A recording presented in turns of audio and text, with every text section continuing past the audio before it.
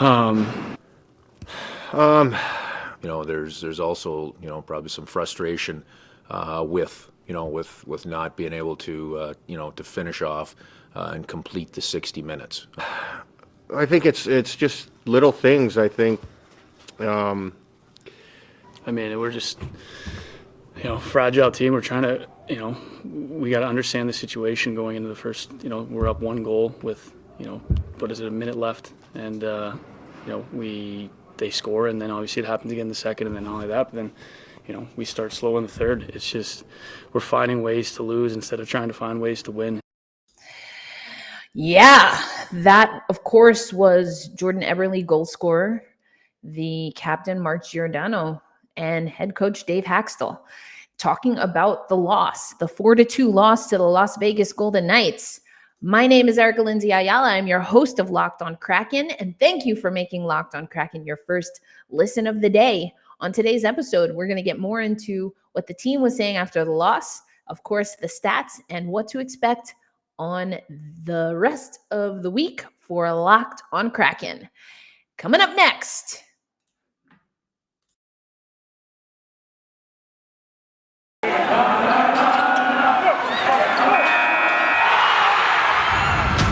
You are Locked On Kraken, your daily podcast on the Seattle Kraken, part of the Locked On Podcast Network, your team every day. We are the Seattle Kraken.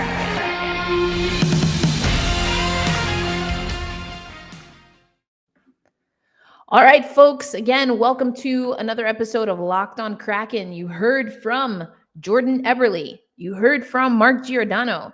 Just the size of frustration. Dave Hakstol saying, of course, there's going to be some frustration after this game. So let's get right into it. It was a 4-2 loss. I gave you some updates also in our Locked On Now. And I liked what Kevin Weeks was saying about this game. So I'm actually going to play that Locked On Now for you in case you haven't watched it over on YouTube or social media. Self-inflicted wounds. That's what Kevin Weeks of ESPN called this 4-2 loss to the Las Vegas Golden Knights by the Seattle Kraken. My name is Erica Lindsay Ayala. I am your host of Locked On Kraken. And on today's show, earlier on Tuesday, we said Seattle needed to win the first and third period. Well, they scored first in the first. They scored first in the second. But in the third period, they let up 2 goals to Riley Smith. We also saw Yanni Gourde leave the game after a blocked shot, went down to the tunnel. We'll see if this is a long-term injury. But self-inflicted wounds, Weeksy, I got to agree with you. Seattle needs to tighten up. They got to get more consistent. And, Dave Hakstol said it wasn't an urgency issue, but I'm starting to wonder if maybe that is a little bit of the case. But let's talk about it more on Wednesday on Locked On Kraken.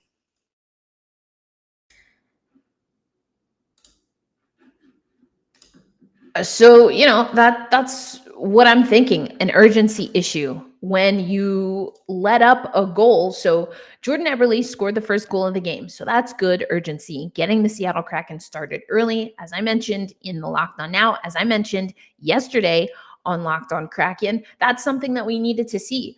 One of these teams needed to take control in the first period. So Jordan Eberle gets the scoring started right about the 5-minute mark in the first period.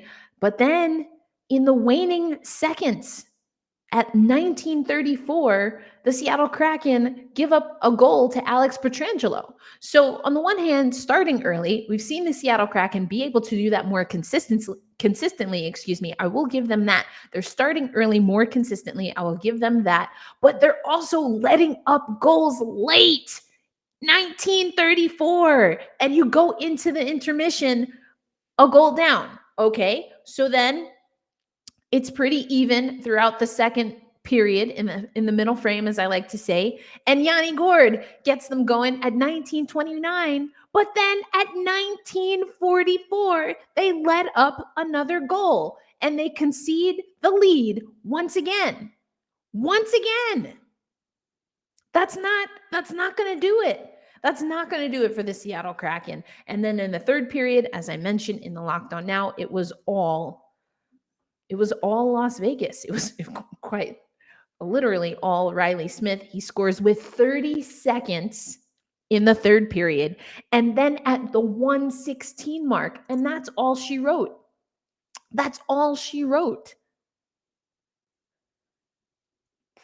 You also heard Kevin Weeks talk about that there weren't a lot of shots for the Seattle Kraken. So they were already down 2 goals at the 1:16 mark in the third period, but then could not get shots on net throughout the third period. We're going to hear actually Gio talk a little bit more about that, about getting shots, about urgency. So yeah, Dave Hakstol saying it's not an urgency issue. That's what he said after the Arizona game, but I kind of called it even before Las Vegas. It's got to be urgency. There's got to be more urgency. And so a lack of urgency in situations that require urgency to me means that there's an urgency issue. Am I the only one? Like, what are we thinking about this? What are we thinking about this? How can you say it's not an urgency issue when you can't get shots on net after you're down 2 goals? When you can't buckle down on defense after scoring? You give the momentum right back. Giordano also talked about momentum. He said, and we'll hear from him a little bit later, but he says you got to take more chances when you're down in the third, especially when you're down 2 goals. And Seattle did not do that. Now, you heard me allude to an injury by Yanni Gourde. Yanni Gourde, I thought Allison Lucan and a few other people really were able to show the impact that he has when he's on the ice throughout this game with some of the live stats that I was seeing tweeted out. And then the productivity for the Seattle Kraken dropped when he was blocking a shot, doing exactly what you want to do as a contributor to this Seattle Kraken team. He blocked a shot and then went down to the tunnel. And then throughout the third period, Seattle couldn't get anything going. So how much does that say about what Yanni Gourde means to this team? But also, Seattle needs other people to step up. I saw a hashtag Turbo Tuesday. Where was Tanev? Where was Tanev today? I'm looking at his stats. He did have an assist. His plus minus was 1. He had 2 minutes in the penalty box, but 1 shot on goal, 4 hits. He had the only person with more hits, 2 people with more hits were Susie and Alexiak. Some big hits, I will say that. Also, Lazon had 4 hits. They talked a lot about hits and hits building momentum. I will say that the Seattle Kraken, and let me show you what I'm looking at here. Show me what you're working with. Okay, anyway.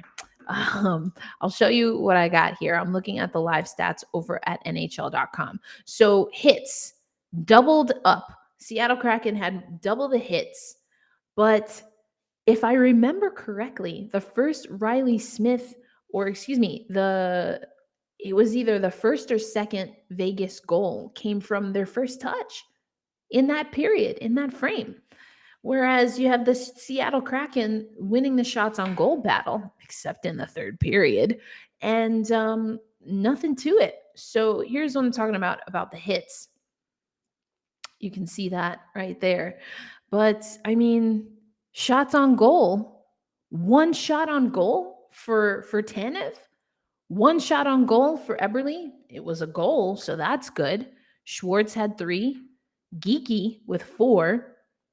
Yanni Gourde, we know that he, ended up with an injury, but he had 1 shot, 1 goal. So that's a good percentage, but you need these guys to get more shots. You need these guys to get more shots on goal.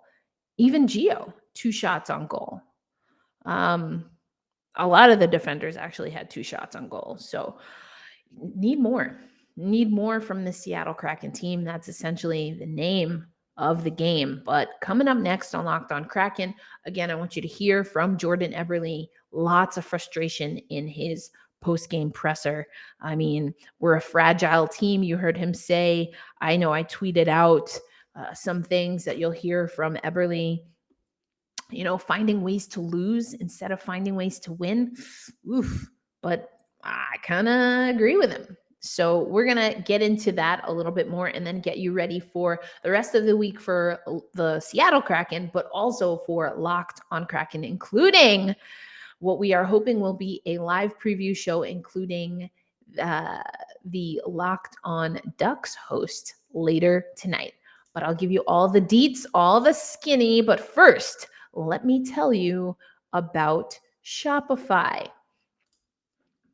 So Shopify is just a all-in-one commerce platform where you can start, run, and grow your business. And in case you don't know, Shopify is a complete commerce platform that lets you start, grow, and manage that business. Subscription-based software allows anyone to set up an online store and sell their products. Shopify store owners can also sell in physical locations using Shopify POS, our point of sale app, and accompanying hardware. So I love that Shopify has all of the tools and resources. As someone who is a sole proprietor, an entrepreneur, things like this make it so much easier to do what you do well while also building your brand and your business. So it powers Shopify, that is, over 1.7 million businesses from first sale to full scale, reaching customers online and across social networks with an ever-growing suite of channel integrations and apps, including Facebook, Instagram, TikTok, Pinterest, and more. So go to shopify.com/lockedonnhl, all lowercase, for a free 14-day trial and get full access to Shopify's entire suite of features.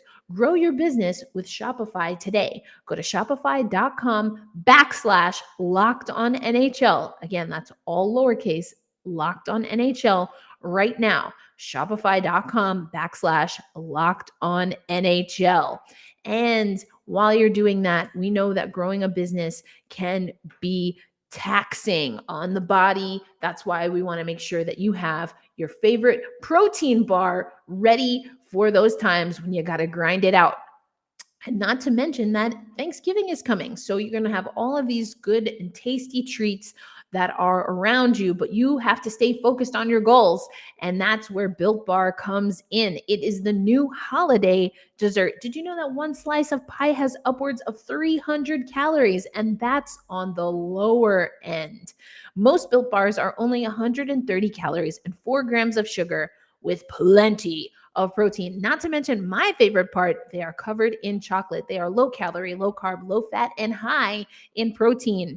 And it's a perfect option for when you're hungry and before you get hangry. Share some with your family at the holiday gatherings coming up, because we certainly don't want your favorite auntie hangry during the holiday meal. So go to built.com and use promo code LOCKED15 for 15% off your next order at built.com. That's 15% off. 15% off your order when you use promo code LOCKED15 at built.com. As always, happy snacking. All right, so let's get back to what we saw in this game. Again, it was a 4-2 victory in favor of the Las Vegas Golden Knights. They own the series. So my bold prediction about us winning the Stanley Cup, well, it's not looking great. It was predicated on the Seattle Kraken being in position to win this season, and that's just not happening. Right now, we'll take a look at these standings. I'll show you what we have over on NHL Network once again, but we're going to the NHL standings. You know, I like to talk about this. In the Western Conference, we go to the Pacific Division, and Seattle Kraken at 4-8-1, 346 win percentage. Yikes. And officially the only team that has yet to hit double digits in the Pacific Division.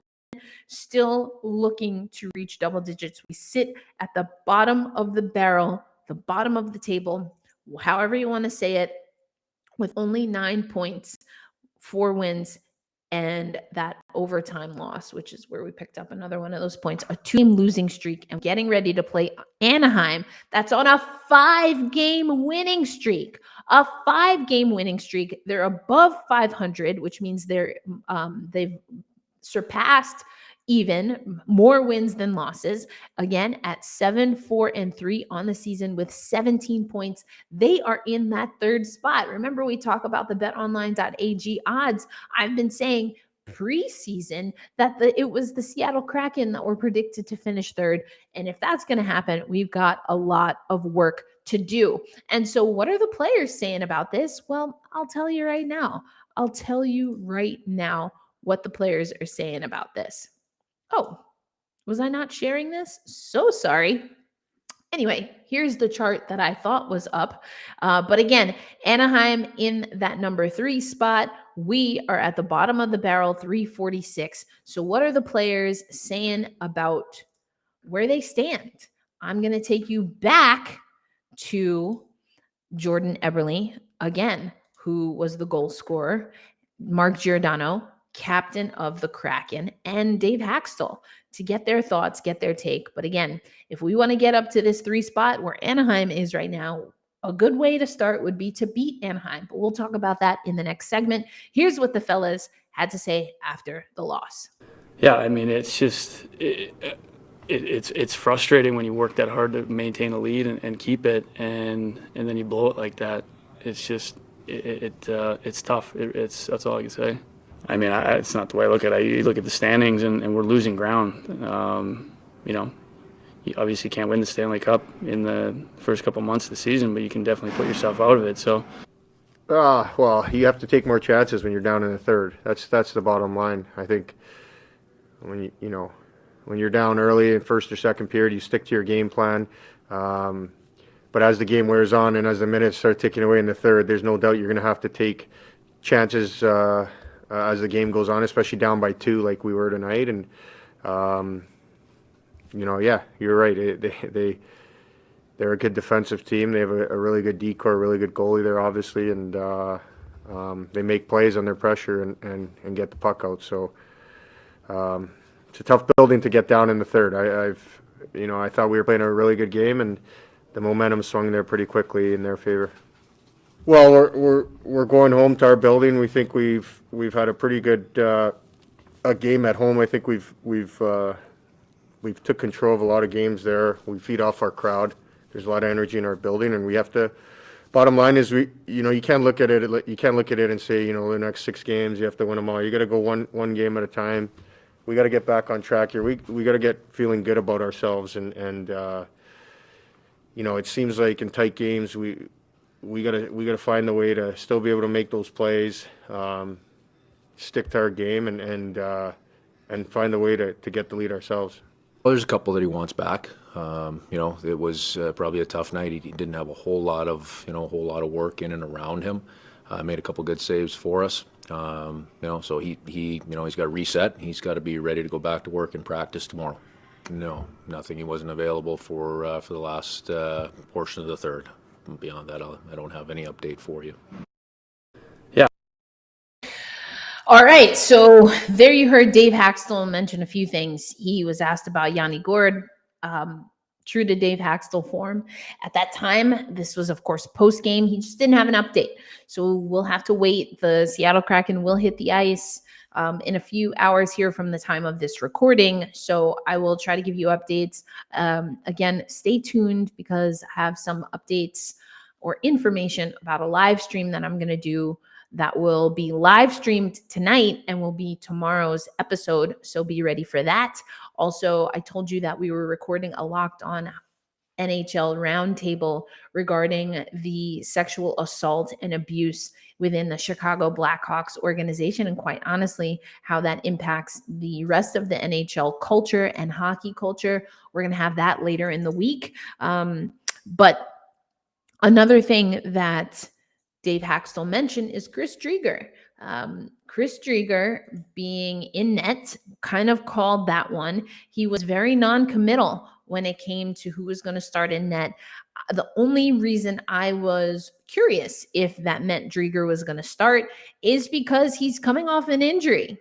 But you heard him talk, probably wanted a few of those back. So here is I'll remember to actually put this up for you. Here we go. Here's the line for Chris Driedger. 16 saves on 19 shots. You see that, he let up a power play goal,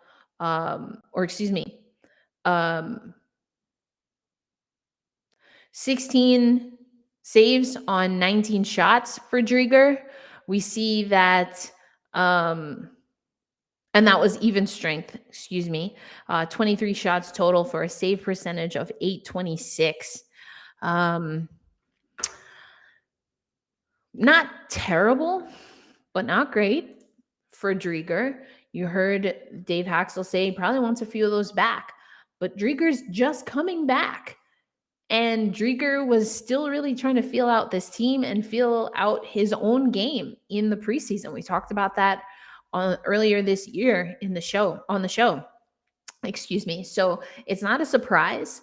But Philipp Grubauer being able to settle in with whether it's mentally, physically, a little bit of both is going to be extremely important for this Seattle Kraken team. Let's not forget, though, that Philipp Grubauer has been named to the German national team. And so there will be a time where, at minimum, he's kind of thinking about both scenarios. We know that there's a baked-in NHL break, but let's be honest. I mean, we're less than 100 days out from the Olympics. I can tell you, as someone who is preparing herself to go, that it's at top of mind every single day.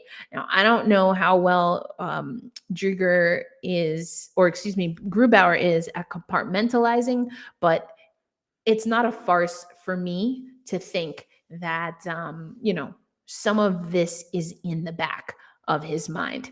Coming up next on Locked On Kraken, I alluded to it a little bit, but I'm going to get you ready for the rest of this week for the Seattle Kraken and for our show here, Locked On Kraken. As always, I want to thank you for making Locked On Kraken your first listen. And right now, I want to tell you about one of our sponsors who I've already mentioned on this show. We talked about it yesterday, and that's betonline.ag, because they remain your number one spot for basketball and football action this season, where it's back and better than ever with a new website, a new interface, but all that you need for basketball season. More props, more odds, and more lines than ever before. We even see that on the hockey side with the puck line. From basketball, football, baseball, postseason, NHL, boxing, UFC, and right to your favorite Las Vegas casino games. Don't wait to take advantage of the amazing offers available for the 2021 season.